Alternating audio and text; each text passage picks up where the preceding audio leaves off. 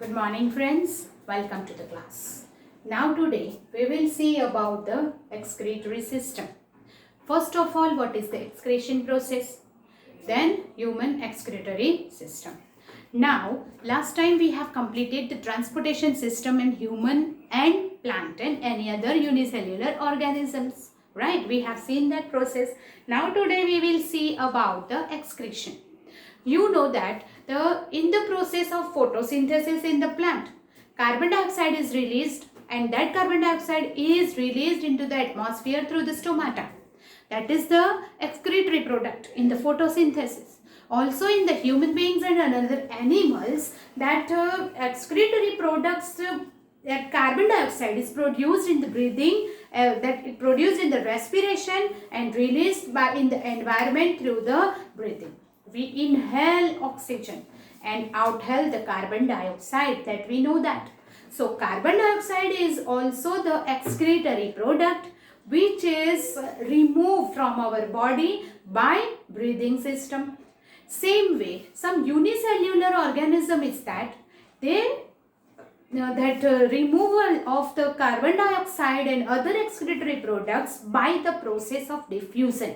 We know that कि carbon dioxide जब body में रिलीज होगा, प्रोड्यूस होगा, तो बॉडी के अंदर कार्बन डाइऑक्साइड का कॉन्सेंट्रेशन इंक्रीज हो जाएगा, while in environment it is less. So carbon dioxide move from body to the outside environment by the process of diffusion, that is higher concentration to lower concentration जो हमने बात की थी. That means what? Here it is in a unicellular organism. The removal of waste product takes place by the process of diffusion and osmosis because it is a small body.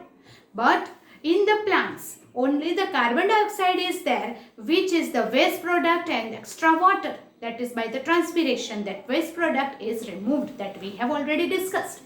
But in the human body and the other animals, that is complex body, that is multicellular organism, तो excretory product का produce होने का जो rate है, it is increases and therefore diffusion is not enough rate. So there may be some system, some organs to remove this excretory waste is there. The removal of this waste product from our body is biological process involved in the removal of harmful metabolic waste. During the respiration जो energy release होती है उसके साथ में सब metabolism process के साथ में नाइट्रोजीनियस वेस्ट प्रोड्यूस होता है. That nitrogenous waste should be removed from our body. वो हमारी बॉडी में से रिमूव होना ही चाहिए. It is compulsory. So this nitrogenous waste या तो waste product which is produced during the respiration or any other system, that biological process involved in the removal of this waste from the body is called excretion. ये remove करने की जो process है, that process is called excretion. And the system which is working on this excretion, on this process, is called excretory system. Then excretory system के organs कौन से हैं?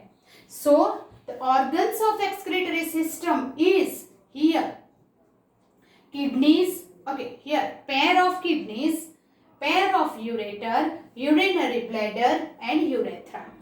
Here in the unicellular organism, remove this waste by the diffusion that we have discussed. Now we will see the excretion in human beings. So ये 3 marks के question में आता है that explain the excretory system. So structure of excretory system or short note on excretory system with diagram. So the excretion is what? It is a biological process to remove the waste. The system which is working for the excretion is called the excretory system. And the organs are, here is the pair of kidneys, then pair of ureter, then urethra, and here urinary bladder and urethra. These are the main organs of excretory system in human beings. Now excretory system में first of all kidney है, that is the main organ. The kidney जो bean shape में होती है, a pair of kidney on the either side of the backbone and present in the abdominal cavity. जो हमारा abdomen, that is the stomach का lower portion, that is abdomen. And abdomen में backbone है, either side one and the other. This is kidney is in the either side of the backbone, मतलब backbone के दोनों तरफ एक एक. And in the abdominal cavity, that is lower side of the stomach में होती है बीन शेप की किडनी है. किडनी का काम है फिल्टर करना.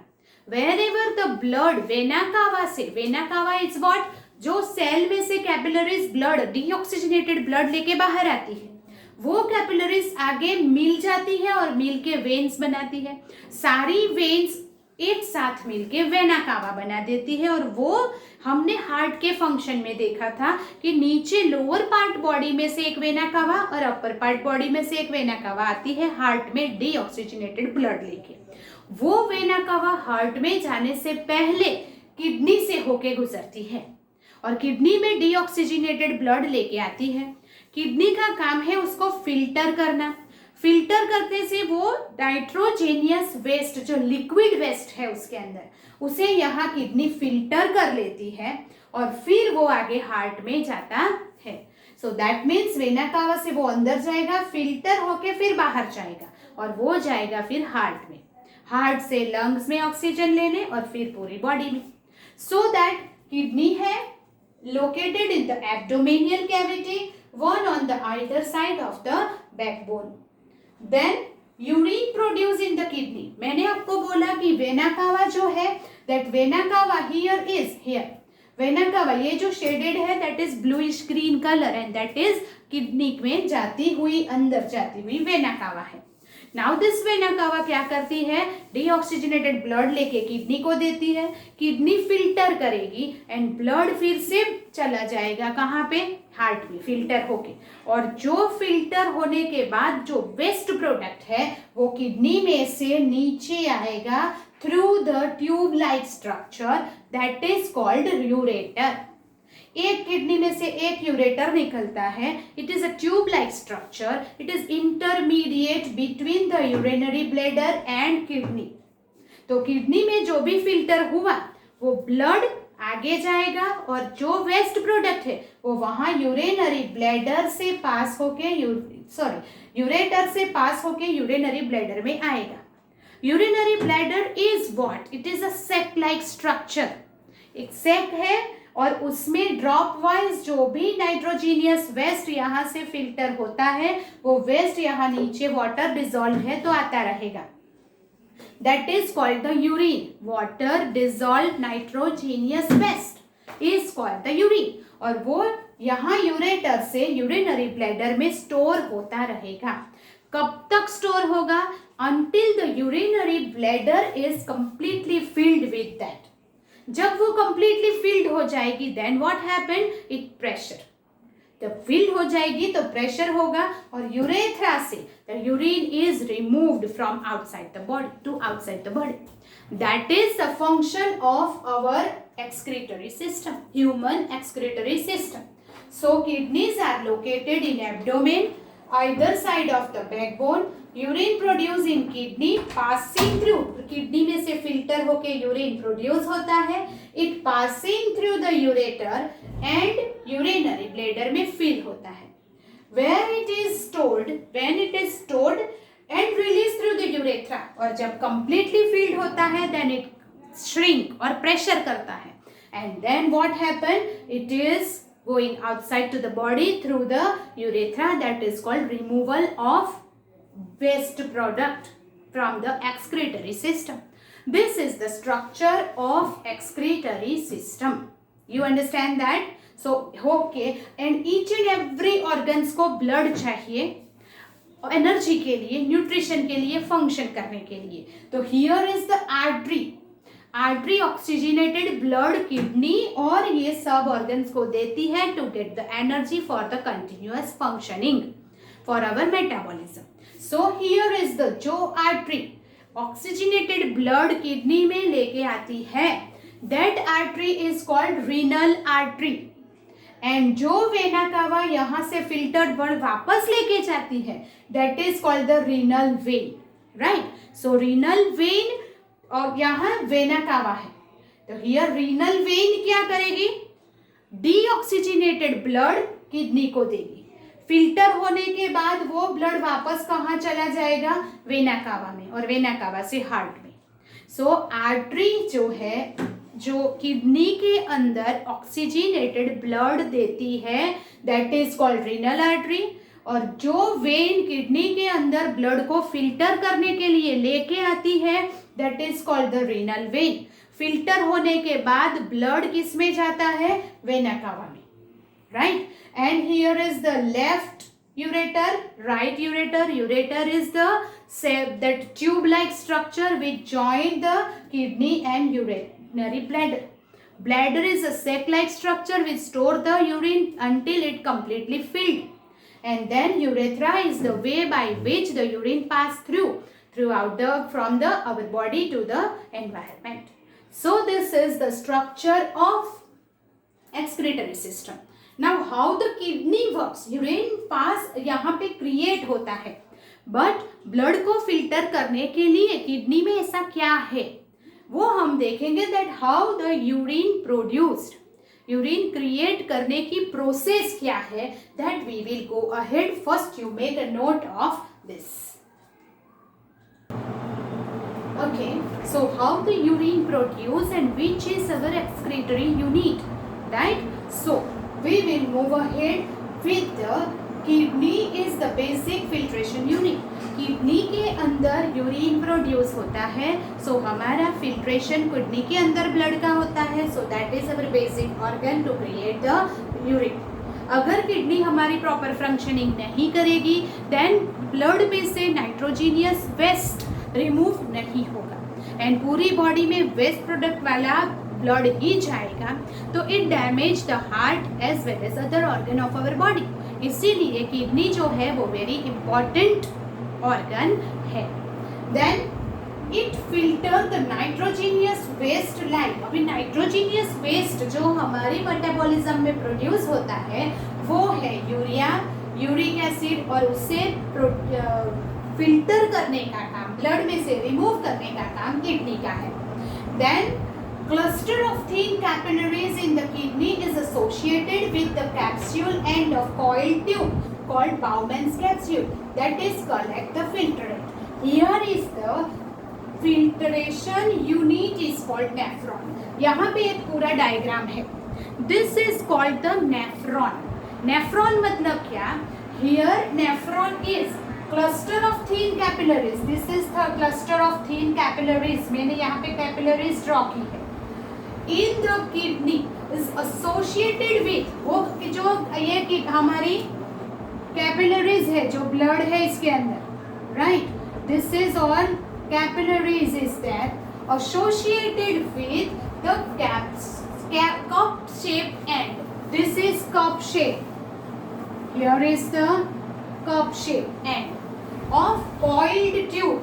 ये जो पूरी coiled मतलब गुचड़े जैसी, तो ये जो coiled tube है it is end with the cup shape Bowman's capsule. This cup shape is called Bowman's capsule that collect the filtrate, और filter यहाँ से होता है, इसमें filtrate होके आगे बढ़ता है। This filtration unit is called nephron. ये जो पूरा एक unit है जो filtration and उसका collection का काम करता है, this unit is called nephron. हमारा filtration unit human body में filtration unit क्या है, that is nephron, right? Then those filtration unit is called nephron. Each kidney has large number of nephron. ये तो मैंने एक unit draw किया है, right? Magnify करके, ऐसे large number thousands of nephron is present in one kidney. So you just think कि ये एक पूरा नेफ्रॉन है, ऐसे thousands of nephron in one kidney. Kidney bean shape की होती है, राइट? सो वो किडनी में that means they are all coiled, they are all fixed together, right? Collected together. ऐसा पूरा घुटने जैसा एक दूसरे के अंदर है. It is very micro structure, it is very complex structure. एक किडनी में लार्ज नंबर ऑफ नेफ्रॉन्स होते हैं, ये एक नेफ्रॉन्स है, ऐसे large number of nephrons present in each kidney, right. Then each kidney has large number of nephrons, absorption of glucose, amino acid and salt, and major amount of water absorbed in this tube. जब यहाँ से you know that this is urinal, that is renal artery, renal artery अंदर आती है, blood देती है, और यहाँ से जो blood जो है वो बाउमेन्स कैप्सूल में, जब you know that कि अगर पानी जो है वो ऐसे बाहर टैप से बाहर आता है, तो टैप का जो ये आउटलेट है ये लार्जर है, तो पानी ऐसे आएगा। अब हम अगर उसे ऐसे हाथ से, ऐसे पाइप जो है उसे हम हाथ से ऐसे दबाते हैं तो पानी दूर तक जाएगा, बिकॉज ये आउटलेट छोटा हो गया, तो प्रेशर इंक्रीज होता है, राइट। तो बाउमेन के अंदर जब ब्लड जाता है, इट इज फिल्ट्रेट होने के लिए, तो फिल्ट्रेट होने के लिए वो यहाँ से एंटर होगा। अब ये जो एंटर होने का जो प्लेस है इट इज लार्जर, और ये जो आउटलेट है इट इज स्मॉलर, तो मतलब कि ब्लड अंदर जाएगा प्रेशर से जाने के बाद उसमें ये जो डक्ट है, ये जो ट्यूब लाइक स्ट्रक्चर है, उसमें से वो पास होगा। पास होते समय क्या होता है, that amino acid, glucose and salt, ये जो है वो यहाँ देखिए ये कैपिलरीज है, उसमें एब्जॉर्ब हो जाता है, राइट। वाइल वो यहाँ से आगे आएगा, तो ये आगे के पोर्शन में ग्लूकोज, एमिनो एसिड सब एब्जॉर्ब हो गया। एक्स्ट्रा अमाउंट ऑफ जो वाटर है वो भी एब्जॉर्ब हो गया, क्योंकि वाटर भी एसेंशियल फॉर आवर बॉडी, तो वो भी एब्जॉर्ब हो गया। नाउ आगे जो आएगा वो क्या आएगा, जो एक्सक्रीटरी प्रोडक्ट है वो, right. Glucose is necessary for our body, तो वो एब्जॉर्ब होके ब्लड में चला जाएगा। Amino acid gives us protein, तो वो भी ब्लड में एब्जॉर्ब हो जाएगा क्योंकि वो जरूरी है। And other salt and major amount of water, so whatever is the required for our body, वो जो नाइट्रोजीनियस वेस्ट के साथ डिसॉल्व हो गया है, तो जब ब्लड यहाँ प्रेशराइज होके आएगा तो बाउमेन्स कैप्सूल में क्या होता है, extra amount of glucose, amino acid, जो सॉल्ट जो नेसेसरी है वो एब्जॉर्ब हो जाएगा।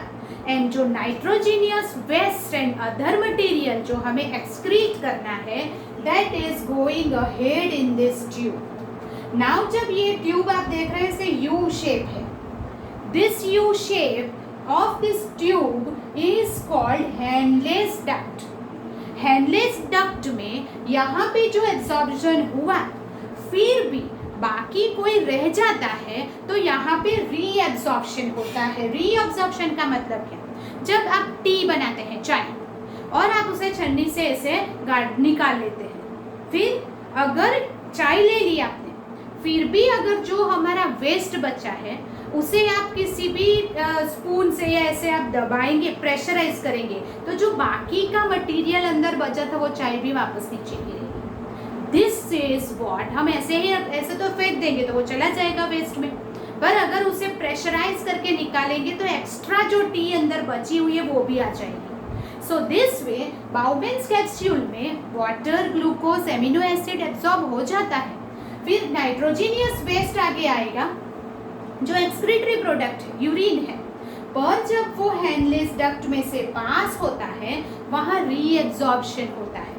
रीएब्जॉर्प्शन होने का मतलब क्या हुआ कि उसमें से जो बाकी बचा थोड़ा सा भी ग्लूकोज या कुछ भी सॉल्ट या ज़रूरी मटेरियल या एक्स्ट्रा वाटर जो आगे चला गया है वो ब्लड में एब्जॉर्ब हो जाएगा, और वहाँ से ये कैपिलरीज में होके वेन्स में चला जाएगा। वेन कहाँ जा रही है, वेना कावा से मिलके हार्ट में, तो वो वेन्स में आ जाएगा।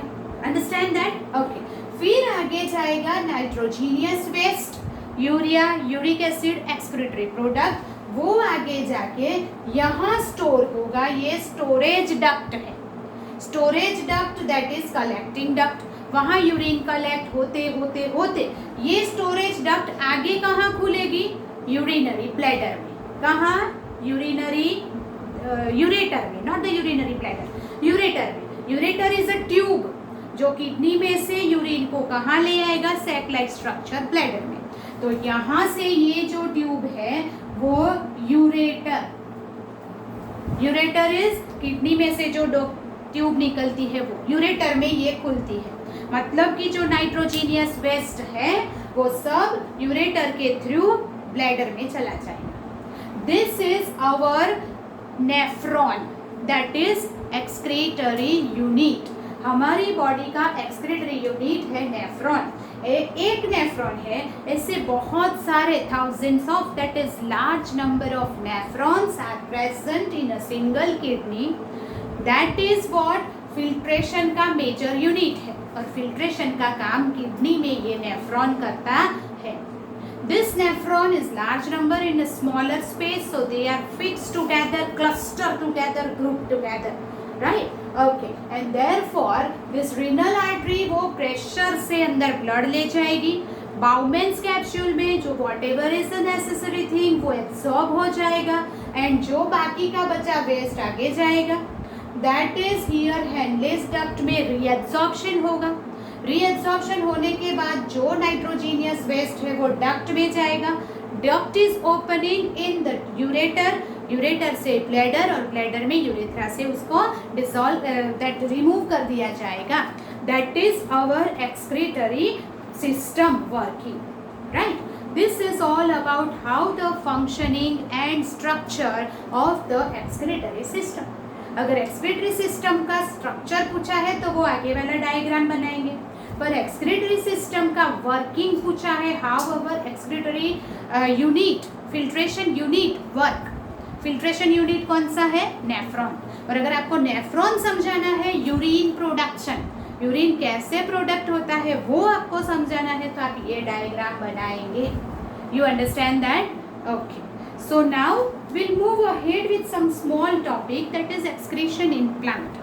Plants are completely different strategy for the excretion than the human being. Human being की तरह उसमें excretion नहीं होता है।